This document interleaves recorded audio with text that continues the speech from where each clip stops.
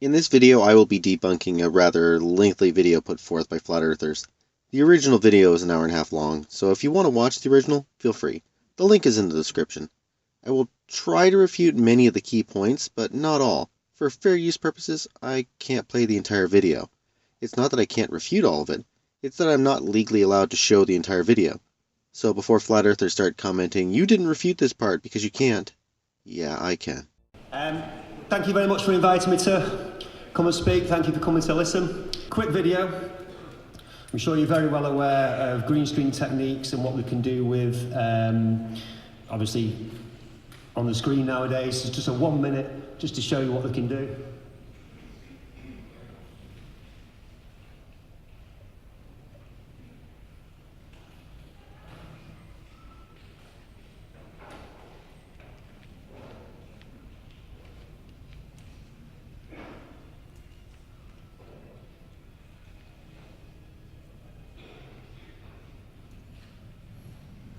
I won't believe anything I see on a telly screen without corroborating evidence. The first moon landing was done before we had what you'd call in modern times CG graphics.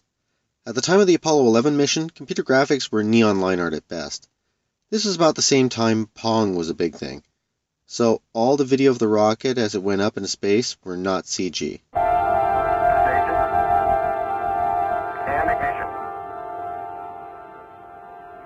Houston, thrust is go. All engines, you're looking good. Hi, Roger. You're loud and clear. 2 minutes, 41 seconds. Time to throw Apollo 40 miles up into the sky, and then an empty shell to fall back into the sea.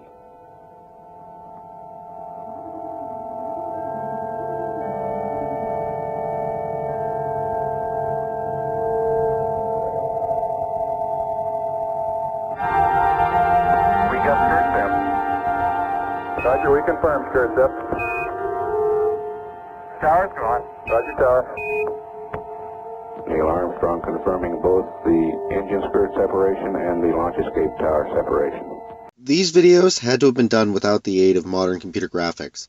What graphics they had was Microsoft DOS at the time. They had nothing that would allow them to do what you're doing. Now, something else I want to clear up is flat Earth is not or flat v globe debate is not a new phenomenon at all. In fact, it's been the main question of science ever since we were looking at the stars, which is, obviously 1,000 years ago, right the way back to the Chaldeans. No, we solved that debate ages ago. It was solved before we had computers. While people like to credit Christopher Columbus for discovering the world was round, Eratosthenes discovered it in 240 BC. Thanks to some correspondence with a colleague, he had discovered that at noon in Cyrene during the summer solstice, the sun was directly overhead. If you put a stick in the ground pointed straight up, you couldn't detect its shadow at noon. However, he also had discovered this wasn't the same in Alexandria. In Alexandria, when observing a similar stick, he not only noticed he couldn't get the shadow to disappear, but while observing the shadow, he managed to plot a 7.2-degree angle. By using the distance of the two sticks and the angle of the shadow as reference, he was able to get a rough calculation for the curvature of the Earth. He was also responsible for inventing the concepts of latitude and longitude that we still use today. If we bring it right up to date, the question is, are they capable of massive lies? So if they're capable of lying about, mass death and war, are they capable of staging moon landings and other things as well? How many people here think that there is definitely something dodgy about NASA's moon landings? I can note 4 things here that will tell you straight away this is not on the moon, it's on a stage set. Number 1 is there was only one light source when they went to the moon, and that's the sun. They didn't take any lighting, they didn't take any extra equipment. You can quite clearly see here in the astronaut's visor is another astronaut, Buzz Aldrin, and he is lit up fully. You can see the shadow, so the sun is obviously somewhere behind Neil Armstrong here, and you can see in another picture the shadow actually comes out this way. But they're both lit up. He should be virtually dark. Maybe this side of him a little bit of light, but this side should be completely and utterly dark. If there's only one light source and it's behind, how can he be lit up here? Yes, and the light source is the sun, and the moon is a giant light gray reflective surface reflecting the light. So reflective, in fact, that it's fairly strongly responsible for the amount of light we have at night, aside from what we provide ourselves, of course. Here's an experiment for you. You can do this in your home. Go into your bedroom, close the door, cover the windows, turn off all the lights in the room, make sure it's pitch black. Now just turn on the nice big bright light in your ceiling. What happens? Is the far side of various items in your room pitch black? If you face away from the light, is your stomach in pitch black? No, because that's not how light works. Light reflects and illuminates. You really need to work hard to make something pitch black. The shadows you see in the second shot are only dark by contrast because they are so far away. Were you closer, they wouldn't appear as dark, which is why in the first shot you can see him. The person taking the photo is standing in his shadow. The lunar lander itself, it's very clean. There's no dust on it. Also, for a very heavy space rocket, it didn't make any kind of dents or impression. They landed on a rock. The dust you're used to in your home is actually dead skin cells, and the dust and particles you find outside are from erosion. There's no animals or erosion on the moon, so there would be little if any dust, nor any air to keep it from settling quickly. And without moisture or atmosphere, there's little to make it stick to the lander. Dust sticks to you because you are covered in oils. It sticks to your car because of moisture. There was no moisture or static electricity here. And as for impressions, it's a rock. Do you know what happens if you were, say, to, I don't know, drive a car really fast into a rock? Probably something like this.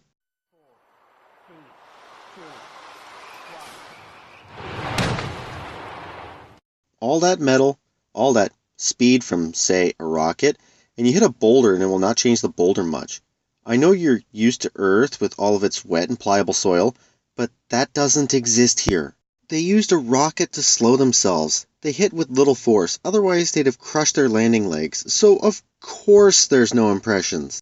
Now, he goes on trying to discredit whatever he seems to have found on the internet for what spaceflight we've done, and I could do them all, but it would be time-consuming. The basic point is that he believes every single spaceflight to be staged. Two things wrong with these. First of all, when it's night time, it's not pitch black. Ever. Yeah, there's always street lights. We can see, even if there's no street lights, it's not pitch black. You can see things. Okay, try this. Go out at night to your local park where it's dark and gloomy and look into the trees. Looks almost pitch black in parts, doesn't it? But if you walk into that shadow, notice how your eyes adjust and you can see everything? It's called contrast. Where the camera is very bright, so it makes shadows deeper. You really don't understand light, do you? But the question is, if we haven't gone to the moon or even halfway to the moon, if we only ever go this high, then where are all these pictures? Where are all these images? How do they create these images? Because they're not photographs. And they do admit most of the time that they're not photographs. It's not just take a picture. I'd like to see that. I really would like to see that. Oh, why is he not wearing a tinfoil hat? It would be so much funnier if he were. Anyways, we don't send expensive rockets and satellites out into space, likely never to see them again, just to take some pictures. You'd make maybe 10 cents in royalties for each picture, but that's not worth the billions in investments to send a rocket up to try and take photos, especially when we are unlikely to be able to get the rocket to come back. Plus, imagine the man-hours needed to have a team in launch control guiding that craft, working the controls with the time delay of sending a signal out into space and back to get your photos of the moon you want so badly. They make composites and artist renderings because it's cheaper. They can thus have teaching aids to help people learn about space and our planet without spending billions to get the photographs. Plus, we have photographs. You showed them a couple minutes ago and bitched that they had to be fake. At any rate, most of this doesn't matter. He spends a total of over 40 minutes trying to debunk the idea that we went to space. He could discredit space travel all he likes, and even if he could pull it off, which he can't, it wouldn't debunk the claim the world is round. Let us for the sake of argument agree, yes, the whole thing was staged by dark and elusive masters of the world. How does that prove a flat Earth? At best, all it proves is people have lied about going to space and Mars, but proves nothing about the shape of the planet. That earlier experiment I mentioned from 240 BC was enough to demonstrate the shape of our world, and you can do it yourself today. It's repeatable, demonstrable proof. We need to know what we can see for ourselves. What can we observe? What can we establish that is definitely true? Like the experiment I just mentioned, which you can do now? One of the big arguments for a ball Earth is that ships disappear over the horizon. Hull first. Everything disappears, bottom first, but on the horizon. I hear this one a lot from flat earthers. Here's an example picture. Here's the Toronto city skyline used as proof on another flat Earth page. Notice you can't see much besides the CN Tower itself, but if you go by another shot done closer to the city, do you notice how you only saw the top of the buildings in the first shot, but all of them here? As if there's maybe a hill or something obscuring the bottoms of the buildings in the first shot? That's the curvature of the Earth, plain as day. Because if we're on a ball and there's a curve that way and the ships are disappearing that way, then we should see a curve that way as well. And not just across the z-axis, but across the x-axis as well. No, you shouldn't. You're a tiny speck on this planet, viewing it from a very low angle. You need to be high off the ground to see the curvature of the planet. Your human eye isn't wide enough to look out to the sides enough to notice the curvature. Plus, the curvature is very far off from you in every direction. So if you just turn to the sides, you'd see the same as what's in front of you. Why would you ever think you'd see the curve from down on the ground? Such simplistic nonsense. One of the most famous ones is Eratosthenes. Holy shit, you even know about Aristophanes and you still believe this nonsense. Who famously proved the Earth was round. No, he didn't. He was measuring the circumference of the Earth. He'd already assumed that the Earth was a ball in the first place. And the thing is, it's the difference in the length of the shadows at two different points on Earth, 700 miles apart. The other explanation is just as valid. It's a small sun create exactly the same difference in shadows. Oh, I see the problem here. You don't know enough about the experiment. Let me explain. You see, what his experiment proved was the circumference of the Earth.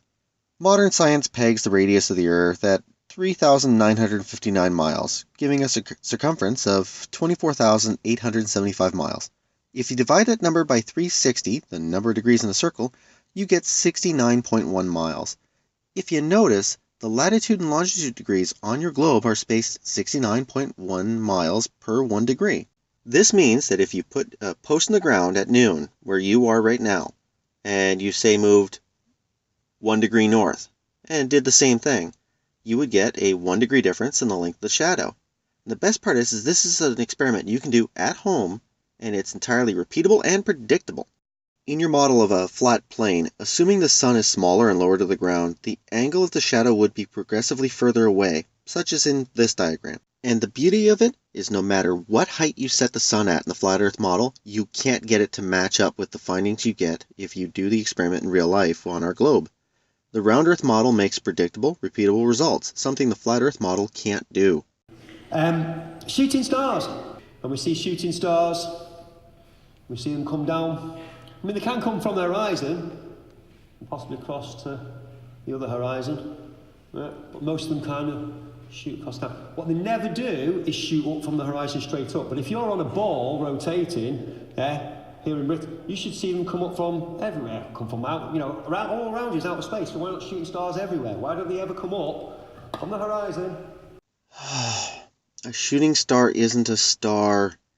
It's a piece of debris entering our atmosphere. Usually things like rocks, but occasionally things like old satellites. The reason you see them is the friction of something moving that fast in our atmosphere causes it to heat up. You're seeing the air around it on fire. This is why movies, when you see a spaceship trying to come into Earth, you see it heating up and seemingly on fire.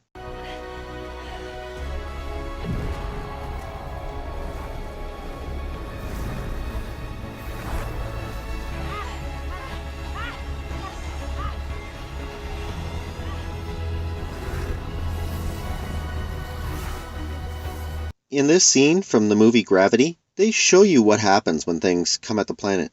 See all those flames and the spaceship breaking up? That's what happens to a rock as it does the same thing. When you see a shooting star, it's falling down towards Earth, often at an angle.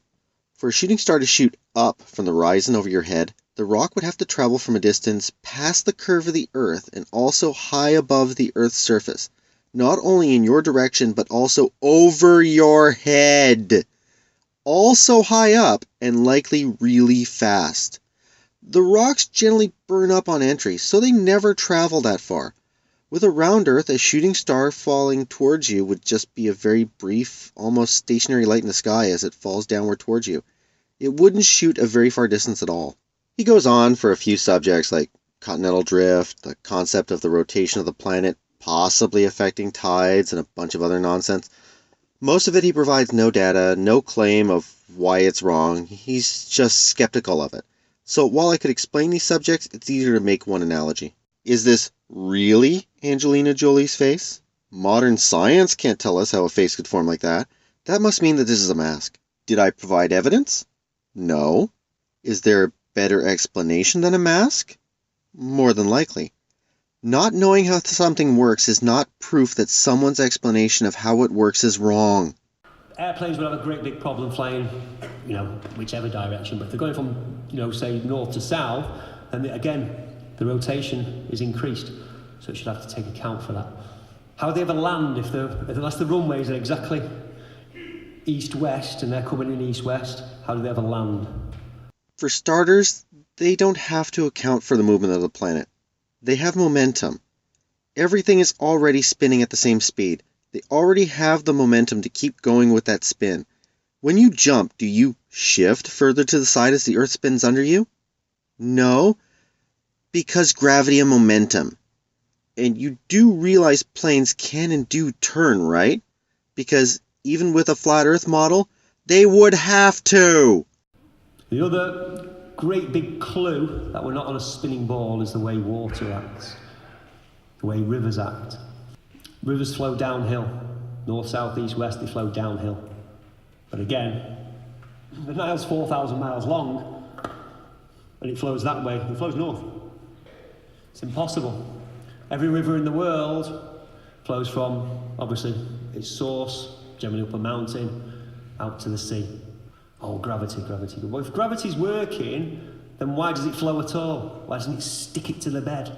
Rain causes water to build up at high points. Gravity pulls it down, and evaporation makes it go back up.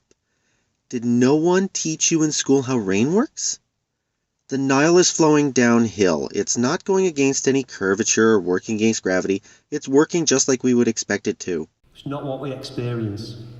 All water finds flat. You get a tray of water and leave it be, flat.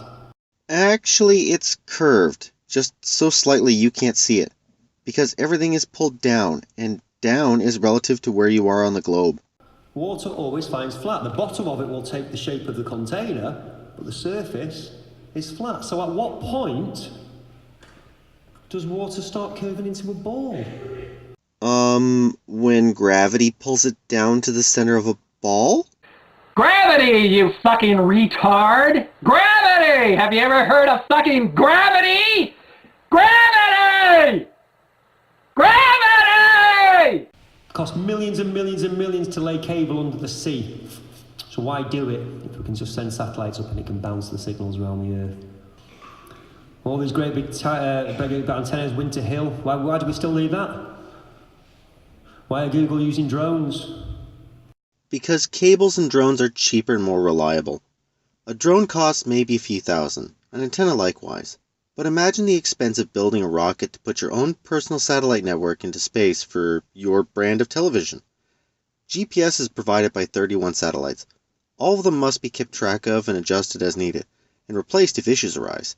Each launch of a satellite is estimated to cost between $50 and $500 million, and that's just a launch of each one, not the maintenance like keeping them in stable orbit. Plus, you have to make sure your satellites won't collide with other people's. That's why the GPS that is used worldwide is actually the US's network. It's too expensive for every country to set up their own. And imagine the chaos of multiple networks of satellites all having to worry about traffic. Also, satellites aren't magic. They follow set programming, and it's not like you can just upgrade their software and their hardware on the fly. It's not like you can beam data to an existing satellite and expect it to beam it back. It has to know what to listen for and have the capacity of sending it back. It's not like it's just a mirror reflecting stuff. It's collecting and rebroadcasting it, so it needs the hardware and software to do it. In a nutshell, this guy spends an hour and a half showing he doesn't understand the topics he even brings up. He attempts to prove a flat Earth by essentially saying, I don't know how things work, but it can't be what you say, whilst donning his tinfoil hat. At no point does he actually prove a flat Earth. He doesn't provide evidence. All he wants to do is try to disprove a round Earth as if doing so means flat Earth wins by default. That's not how science works. He also throws out this idea that there's this giant conspiracy between the world's governments and the world's scientific communities, as if there's some reason to try and suppress the idea of a flat Earth. He poses the idea of a vast conspiracy wherein changing, unstable governments that are often in our history violently at odds are somehow secretly all suppressing the knowledge of a flat Earth. But the moment your chosen idea requires a massive conspiracy for it to work is the moment it's readily apparent it doesn't. Anyways, that's it for me. Please rate, comment, subscribe, and I'll see you next time.